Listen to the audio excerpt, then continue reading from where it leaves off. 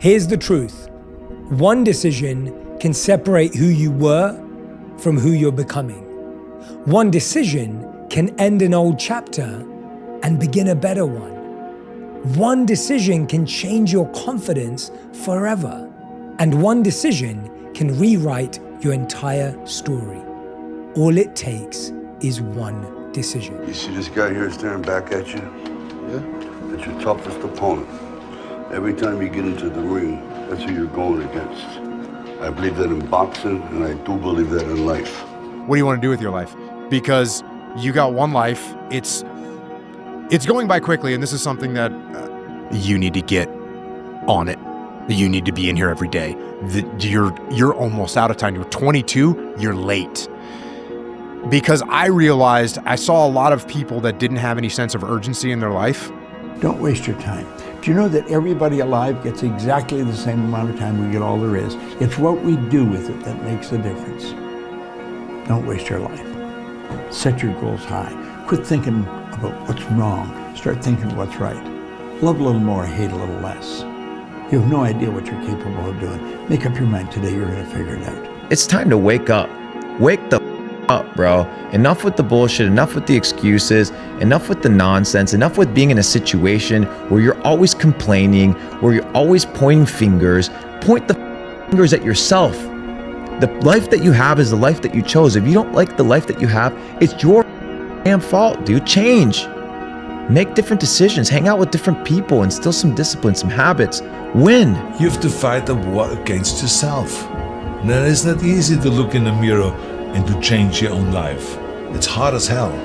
You have to take responsibility. You have to learn new things. You have to feel uncomfortable. Good, because discomfort is how we grow. That's how we become strong. I found that nothing in life is worthwhile unless you take risks.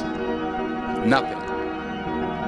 Nelson Mandela said, "There is no passion to be found playing small and settling for a life that's less than the one you're capable of living." Now, I'm sure in your experiences in school and applying to college and picking your major and deciding what you want to do with life, I'm sure people have told you to make sure you have something to fall back on. Make sure you got something to fall back on, honey. But I never understood that concept, having something to fall back on. If I'm going to fall, I don't want to fall back on anything except my faith. I want to fall forward. What are we doing on this one take that we've had since the day we were born and will be cut the day we die? And so that was a challenge to myself. Every aspect of your life is in large part a result of your past decisions. And more importantly, this is what I want you to really consider: who you're going to be in the future. Every aspect of who you become, from how much money you have, to what your relationships are like, to what your friend groups are like, to what your health is like, how you spend your days, is 100% a result of the decisions you make today. That's how powerful your decisions are. How do I be better than what I was? Because if I do that, for me, I just beat me. Yeah. This ain't about nobody else. I don't give a about nobody else. I just beat me. If I can keep beating myself, if I can keep doing that, then that means that I'm in a battle with the only person that makes sense. I'm in a battle with the only person that I really want to beat, and that's me. And I would rather fall short of a big goal and consider myself a failure than lower the goals to the level which I can accomplish all of them just so I can feel like I'm a success. And it's less about the goal setting, and it's more about the mindset of being okay being the failure. Because what it does is it frees you to imagine bigger, take risks like you never imagined you could before, because failure is not the thing you're afraid of. Self-reliance, it's on me, man. Forget fate, I'm not relying on God, I ain't praying for nothing, it's on me. Responsibility, self-reliance. I've got to make a decision, and when you look at the root word of decision, it's dikaderia, which means to cut off. I'm going to cut off all other options. You know, I'd heard like Will Smith say there's no reason to have plan B because it distracts from plan A. Like, it's got to be the thing. And I was like, oh my God, I got to commit to this thing. I can't have any more feelings of like, I'm going to go back to working for someone else. Like, this is my life path. I'm either going to succeed at it or I'm going to die trying. And I was like, If you want revenge for the bad things that have happened in your life, start with the version of you that hasn't lived up to your potential. So I think a lot of us have the battle of the other self, that we're the lesser version of ourself that we're trying to kill every single day. And so a lot of times we have this desire to point the blame finger externally, but wherever you point the finger of blame, power follows. And so whoever I blame for the life I have is the person who I give all the power over my existence, over my circumstances.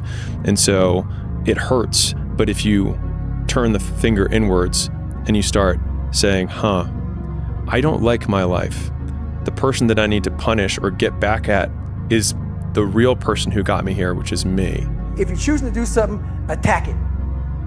Because they're gonna remember you as not attacking it. So I want to be remembered. You can hate me, but there's one thing you can't say about me.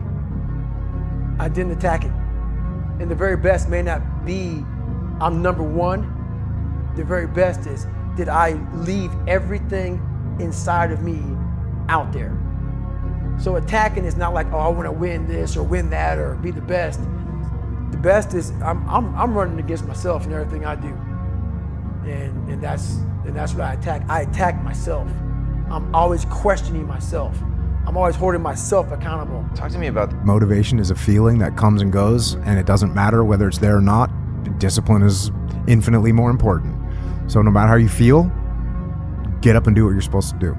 That's it. And that's discipline. It's not motivation. If you only did what you were supposed to do when you were motivated to do it, that's leaving it to chance. But if you're disciplined, you go do what you're supposed to do. That's the way it works.